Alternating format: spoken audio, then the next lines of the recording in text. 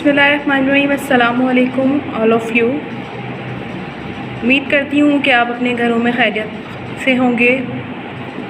मेरा नाम मिस सादिया है और मैं आपके जमात हश्तुम की इस्लामियात की टीचर हूँ।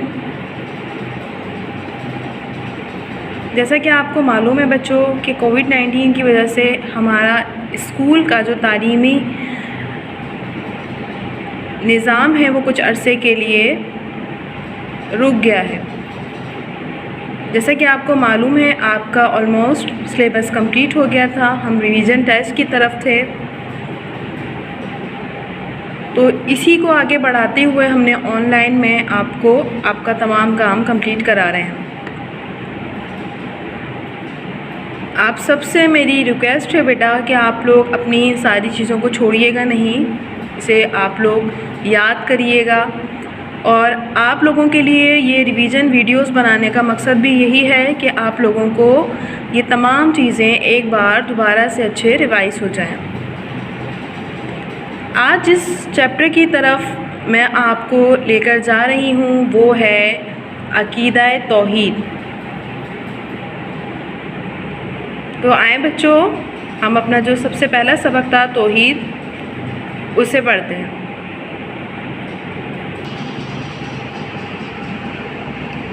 इस्लामी अकायद और ईमानियात में सबसे अव्वलीन और अहम अकीदा अकीदा-ए तौहीद है। अकीदा-ए तौहीद से मुराद ये है कि अल्लाह ताला को उसकी ज़ात व सिफ़ात में एक मानना और एक जानना, यानी दिलो दिमाग की गहराइयों से उसकी वहदानियत पर यकीन रखना और ज़बान से तस्लीम व इकरार करना और अपने आमाल को उस अकीदे के तकाज़ों के मुताबिक करना और उसकी सदाकतों के सांचे में ढालना। प्यारे बच्चों, आपने देखा है कि सूरज अपने मुकर्ररा वक्त पर अपनी मुकर्ररा मंजिल की तरफ दवा हैं। ये अल्लाह ताला का मुकर्रर किया हुआ निज़ाम है और हमने चाँद के लिए मंजिलें मुकर्रर कर दी, यहाँ तक कि वो अपनी मुकर्ररा मसाफ़त तय करने के बाद खजूर की बोसीदा शाख की मानिंद हो जाता है। तो ना तो सूरज की मजाल है कि वो पीछे से चाँद को आ पकड़े और न रात की ये ताकत है कि दिन से आगे निकल जाए। हर चीज़ अल्लाह की मर्ज़ी से अपने वक्त पर आती है और अपने वक्त पर जाती है।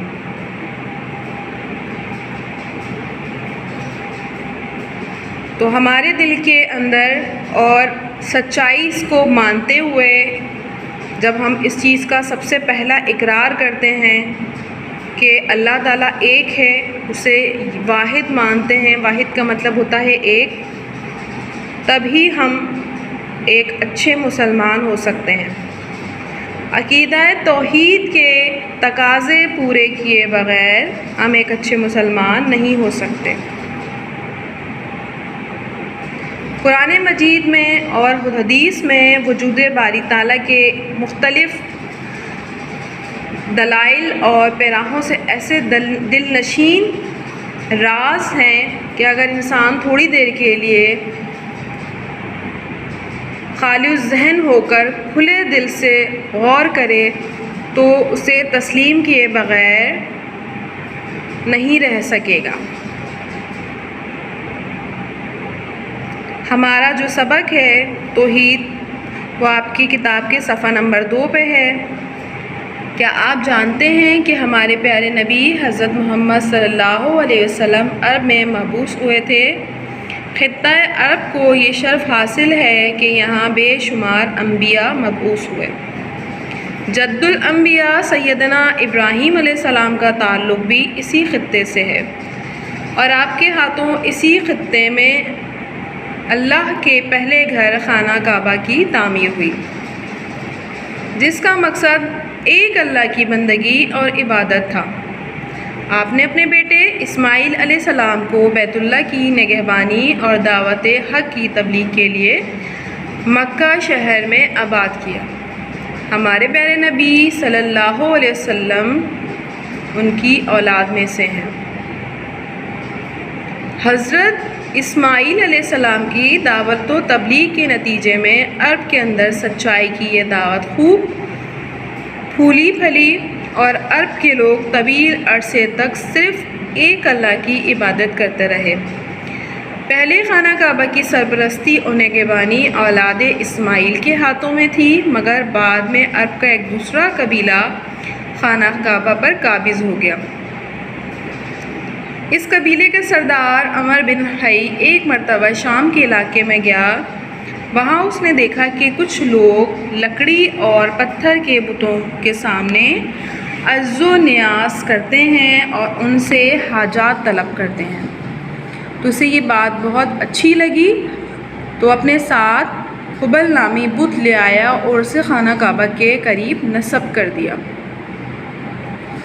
چونکہ خانہ کعبہ کو عرب میں مرکزی حیثیت حاصل تھی، اس لیے مکے والوں کی دیکھا دیکھی پورے عرب میں بت پرستی کا رواج عام ہو گیا، اور انہوں نے اپنے باپ سیدنا ابراہیم علیہ السلام کی دعوت توحید کو بھلا دیا۔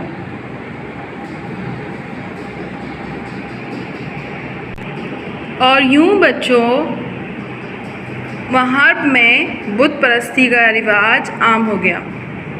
اس کے بعد میں ہمارے نبی نے جب دعوت حق کا آغاز کیا تو انہوں نے دیکھا کہ عرب کے لوگ جہالت میں اس حد تک غرق تھے کہ انہوں نے خانہ کعبہ میں 360 بت نصب کر دیے تھے۔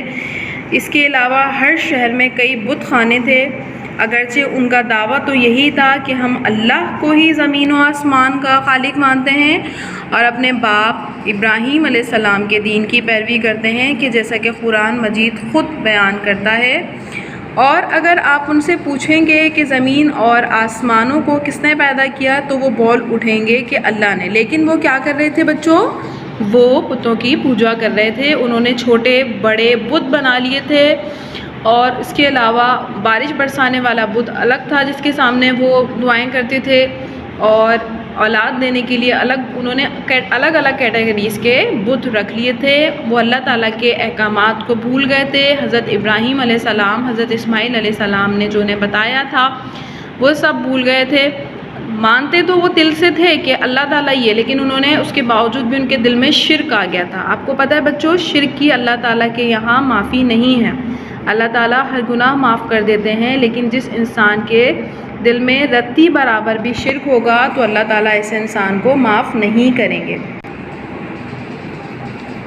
اللہ تعالیٰ قرآن میں ارشاد فرماتے ہیں کہ اگر اس زمین و آسمان میں اللہ کے سوا کوئی اور معبود بھی ہوتا تو ان کا نظام درہم برہم ہو جاتا، کیونکہ اگر بالفرض دو خدا مان لیے جائیں تو ہر ایک کے لیے قدرت کاملہ تسلیم کرنی پڑے گی۔ ہر ایک حرکت و سکون اور موت و حیات پر قادر ہوگا۔ فرض کیجئے کہ ایک خدا کسی کو مارنا چاہتا ہے اور دوسرا زندہ رکھنا چاہتا ہے، تو اب دونوں باتیں ایک وقت میں نہیں ہو سکتی، کیونکہ اجتماع ضدین محال ہے۔ لازماً ایک بات ہوگی، دوسری بات نہیں ہو سکے گی۔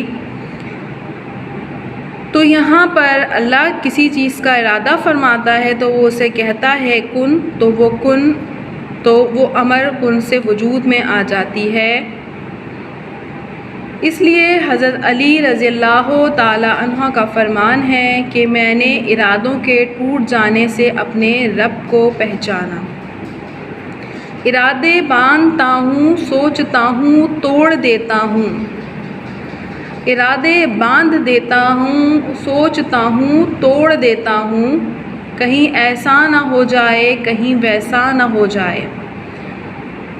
مشہور کہاوت ہے بچوں کہ دو بادشاہ ایک ریاست میں نہیں سما پاتے، لہٰذا اگر زمین و آسمان میں سے ایک سے زیادہ خدا ہوتے نعوذ باللہ تو ان کا آپس میں تصادم ناگزیر تھا۔ اور ان کا تصادم کائنات کی مکمل تباہی ہوتا۔ اس لیے اللہ تعالیٰ قرآن پاک میں ارشاد فرماتے ہیں اور اس کے ساتھ اور کوئی معبود نہیں، ورنہ اگر ایسا ہوتا تو ہر ایک اپنی مخلوق کو لے کر چل پڑتا اور وہ ایک دوسرے پر چڑھائی کرتے۔ ایک جگہ اللہ تعالیٰ قرآن شریف میں سورہ بنی اسرائیل میں ایک جگہ اور فرماتے ہیں اور اس کے ساتھ کوئی معبود نہیں، کہہ دیجئے کہ اللہ کے ساتھ کچھ اور معبود بھی ہوتے جیسا کہ کفار کہتے ہیں، تو تب وہ صاحب عرش کی طرف راستہ ڈھونڈتے۔ قرآن شریف میں اللہ تعالیٰ کا ارشاد ہے سورہ بقرہ میں، اللہ لا الہ الا ہوا، اللہ ہی ہے، اس کے سوا کوئی معبود نہیں۔ اللہ تعالیٰ اپنے واحد ہونے کا جا بجا قرآن پاک میں ارشاد فرما رہا ہے۔ اسی طریقے سے بچوں سورہ اخلاص جو خاص طور پر توحید کے بیان پر مشتمل ہے، جس میں اللہ تعالیٰ ارشاد فرماتے ہیں قل هو اللہ احد اللہ الصمد لم یلد ولم یولد ولم یکن لہ کفوا احد، کہہ دیجئے کہ وہ اللہ ایک ہے، اللہ بے نیاز ہے، نہ اس کی کوئی اولاد ہے اور نہ وہ کسی کی اولاد ہے اور اس کا کوئی بھی ہمسر اور مقابل نہیں۔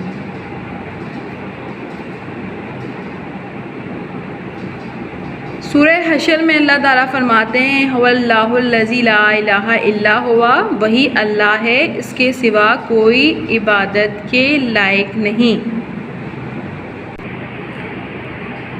یہاں پر سورہ زمر کی آیت ہے ما نعبدوہم الا لیقربونا الی اللہ زلفی، ہم تو ان کی عبادت اس لیے کرتے ہیں کہ وہ ہمیں اللہ سے قریب کر دیں۔ وہ یہ سمجھتے ہیں کہ ہم بتوں کی پوجا کریں گے یا ہم کسی اور سے مانگیں گے تو انہیں لگتا ہے کہ وہ اللہ سے قریب کر دیں گے، در حقیقت ایسا نہیں ہے۔ جو شخص اللہ کے وجود اور اس کی وحدانیت پر یقین کامل رکھتا ہے، وہ اسے خالق و مالک، علیم و خبیر اور قادر و قیوم سمجھتا ہے، اس کی جبین و نیاز دنیا کی بڑی سے بڑی طاقت کے سامنے نہیں جھک سکتی۔ کوئی اسے اللہ کے سامنے جو جھکتا ہے وہ کسی اور کے سامنے کبھی بھی نہیں جھکے گا۔ بڑے سے بڑے صاحب اقتدار اور اختیارات انسان، کائنات کے بڑے سے بڑے عجوبے، قوت و طاقت کے بڑے سے بڑے مظہر، سورج، چاند، آگ، پہاڑ، سب کو اپنی طرح اللہ کی مخلوق سمجھتا ہے، اسی لیے کسی کے آگے سجدہ بندگی نہیں لاتا۔ یقین یعنی خالق حقیقی کا بندہ مخلوق کی بندگی سے نجات پا لیتا ہے۔ جو اللہ کے آگے جھکتا ہے وہ کسی اور کے آگے نہیں جھکتا اور کسی کے سامنے نہیں سجدہ کرتا۔ وہ بتوں سے حاجت روائی اور مشکل کشائی کے لیے التجا اور فریاد کرتے ہیں۔ اس قرآن کی آیت کا جو تشریح ہے وہ یہ ہے، ہم تو ان کی عبادت اس لیے کرتے ہیں کہ وہ ہمیں اللہ سے قریب کر دیں۔ وہ بتوں سے حاجت روائی اور مشکل کشائی کے لیے التجا اور فریاد کرتے ہیں، ان کے نام پر جانور قربان کرتے ہیں اور نظر نیاز چڑھاتے ہیں۔ غرض یہ کہ عبادات کی جتنی بھی شکلیں تھیں وہ اللہ کے بجائے بتوں کے لیے مخصوص تھیں۔ اس کے علاوہ ان میں ستارہ پر کاہنوں اور نجومیوں کے پاس جاتے ہیں اور ان کے بارے میں یہ یقین رکھتے ہیں کہ وہ مستقبل کی خبریں جانتے ہیں۔ ان کے بڑے بڑے جو بت تھا ہبل، اس کے پاس ایک مختلف تیر لے کر بیٹھا ہوتا تھا، آنے والا اسے کچھ پیسے دیتا تھا، وہ تیروں کو تھیلے میں ادھر ادھر گھماتا اور ایک تیر باہر نکال کر لے کر آتا۔ اگر تیر پر لکھا ہوتا افعل کرو تو وہ کام کر گزرتا، اور اگر لکھا ہوتا لا تفعل تو اس کا مطلب ہوتا ہے کہ وہ نہ کرو۔ جیسے اب آپ نے اکثر دیکھا ہوگا بچوں، اکثر کہیں فیسٹیول لگا ہوا ہوتا ہے تو اس کے اندر کیا ہوتا ہے کہ طوطا لے کر بیٹھے ہوئے ہوتے ہیں، ایک پیرٹ جو ہوتا ہے وہ لے کر بیٹھے ہوئے ہوتے ہیں، اور وہ جو طوطا ہوتا ہے وہ فال نکال رہا ہوتا ہے، تو یہ بھی اسی کی ایک قسم ہے۔ تو اس کے معاملے میں بھی آپ اگر اس کو فن کے لیے کرتے ہیں تب بھی یہ سوچ کے کیجیے گا کہ یہ گناہ ہے، شرک ہے، آپ کسی سے اپنی زندگی کے بارے میں پوچھ رہے ہیں جو اختیار وہ صرف اور صرف اللہ تعالیٰ کو ہے، اور اللہ تعالیٰ ہی جانتا ہے کہ موت اور حیات کا بانی ہے، کس کے حصے میں کتنا رزق ہے، یہ سب کچھ اللہ تعالیٰ ہی جانتا ہے۔ تو اگر آپ بھی اس طرح کبھی آپ کے سامنے چیز آئے تو آپ اس چیز کو کبھی بھی نہیں کیجیے گا، کیونکہ ہمیں نہیں معلوم ہوتا کہ ہم کوئی ایسا ہمارا عمل جو اللہ کے نزدیک ناپسند ہو اور ہم دائرہ اسلام سے خارج ہو جائیں۔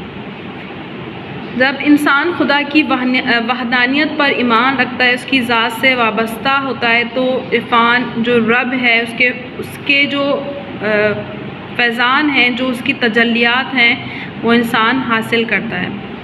اسے احساس ہوتا ہے کہ اس کی تخلیق بلا مقصد اور بلا سبب نہیں ہے، اس کا اس کائنات میں ایک مقام ہے، ایک انفرادیت ہے۔ وہ شعوری طور پر یہ سمجھتا ہے کہ آخر قدرت کی کیا مصلحت و حکمت ہے کہ وہ جسمانی اعتبار سے ایک حقیر سی شے ہوتے ہوئے بھی پوری کائنات پر حکمرانی کر رہا ہے۔ بڑے بڑے کبیر جنا حیوانات جو ہیں، بڑے بڑے پہاڑوں کی رفتیں دیکھیے، زمین کی وسعتیں دیکھیے، سمندر کی گہرائی دیکھیے اور فضاؤں کی وسعتیں دیکھیے، سب اس کے تصرف ہیں، اس کے زیر نگی ہیں، اس کے کنٹرول میں ہیں۔ تب اسے احساس ہوتا ہے کہ وہ کائنات کے لیے نہیں بلکہ کائنات اس کے لیے ہے۔ اس کا مقام مخلوق میں سب سے اعلیٰ اور سب سے برتر ہے، اس کا منصب خلافت الہی ہے۔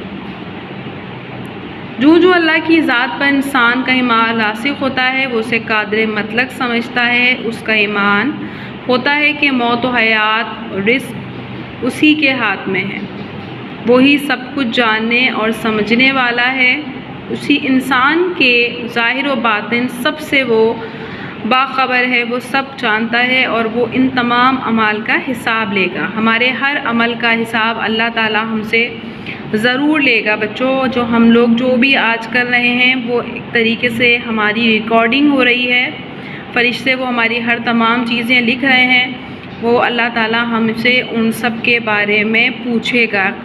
آخرت جسے ہم مسلمان ہیں، مسلمانوں کو عقیدہ آخرت پر ایمان ہے، تو اللہ تعالیٰ آخرت میں ہم سب سے پوچھے گا کہ ہم نے جس طریقے سے اپنی زندگی کہاں گزاری، کہاں مال خرچ کیا، یہ ساری چیزیں اللہ تعالیٰ ہم سے پوچھیں گے۔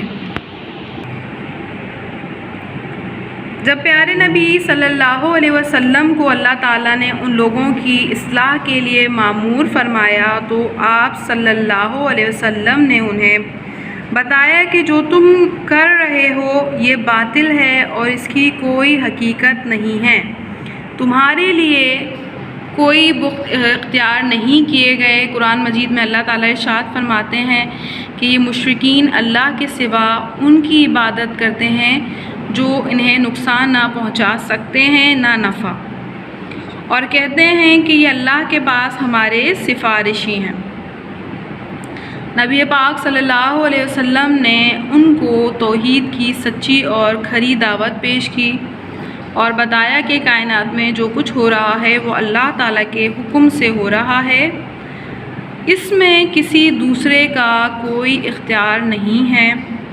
آپ صلی اللہ علیہ وسلم نے انہیں اللہ تعالیٰ پر ایمان لانے کے تقاضوں سے آگاہ فرمایا اور بتایا کہ کائنات کا خالق و مالک صرف اللہ ہے، اسی لیے بندگی بھی اس کا حق ہے۔ بیماری، دکھ اور تکلیف سب کو صرف وہی دور کر سکتا ہے، سب اس کے محتاج ہیں، وہ کسی کا محتاج نہیں ہے۔ غیب کا علم صرف اللہ جانتا ہے، اس کے سوا کسی کے پاس غیب کا علم موجود نہیں ہے۔ وہی بگڑی بنانے والا ہے، وہی اولاد دینے والا ہے، زندگی اور موت اسی کے ہاتھ میں ہے، بندے کو صرف اللہ پر بھروسہ رکھنا چاہیے۔ تو یہ ہمارا جو سبق تھا بچوں، توحید، ہم نے اس کی ریڈنگ کی ہے، میں نے آپ کو اس کو ایکسپلین کیا ہے۔ امید کرتی ہوں کہ آپ کو یہ سبق اچھے سے سمجھ آ گیا ہوگا۔ انسانی فلاح اور نجات اسی میں ہے، کامیابی اسی میں ہے کہ اللہ تعالیٰ کا بتایا ہوا راستہ چنا جائے، انسان خود اپنا ہادی بننے کے بجائے اپنے خالق سے ہدایت اور رہنمائی حاصل کرے اور اس کی عطا کردہ ہدایت کو قبول کر کر اس پر عمل کرے، اسی میں اس کی فلاح و نجات ہے۔ اب آپ نے کرنا یہ ہے بچوں، سب سے پہلے آپ نے اس پوری ویڈیو کو اچھے سے دیکھنا ہے اور آپ نے سمجھنا ہے کہ عقیدہ توحید ہماری زندگی میں کتنا ضروری ہے، اس پر عمل کرنا، اسے سچے دل سے ماننا ہمارے لیے کس قدر ضروری ہے۔ اس کے بعد آپ نے اس چیپٹر کا ایک نوٹ کرنا ہے عقیدہ توحید پر۔ آپ کچھ اپنی طرف سے بھی لکھ سکتے ہیں، ٹھیک ہے، اور یہاں سے آپ کچھ بک میں سے بھی لکھ سکتے ہیں۔ آپ کو کم از کم 1 سے 1.5 صفحے کا یہ نوٹ کرنا ہے اور مجھے اس کی پکچر آپ گروپ پہ شو کریں گے کہ آپ نے یہ نوٹ کس طرح کیا ہے۔ ہر مسلمان کے لیے ضروری ہے کہ وہ اللہ تعالیٰ کو پہچانے۔ اللہ تعالیٰ ارشاد فرماتا ہے کہ پوری رات کی عبادت ایک طرف اور اللہ تعالیٰ کے اوپر تدبر، مطلب اللہ تعالیٰ کی بنائی ہوئی چیزوں کو آپ سوچیں کہ اللہ تعالیٰ نے کس طرح چیزیں بنائی ہیں، کس طرح اللہ تعالیٰ زمین اور آسمان کا مالک ہے، تو اس کا اللہ تعالیٰ کے یہاں بڑا اجر و ثواب ہے۔ اپنی ورڈنگ میں بھی لکھ سکتے ہیں، اگر آپ اپنے ٹیچر کی ہیلپ لینا چاہیں تو آپ گروپ پر آ کر مجھ سے پوچھ سکتے ہیں بیٹا، آپ کو میں گروپ پہ بتا دوں گی کہ آپ کو کس طرح کرنا ہے۔ بس آپ کو اس کا بہت اچھا سا نوٹ کرنا ہے، قرآنی آیات کے ترجمے بھی لکھنے ہیں، ٹھیک ہے، اور بہت اچھا سا پراپر صاف ستھرا آپ کو یہ کام کرنا ہے۔ اپنا بہت سارا خیال رکھیے گا۔ نیکسٹ ویڈیو میں آپ سے پھر ملاقات ہوگی، جب تک کے لیے اللہ حافظ۔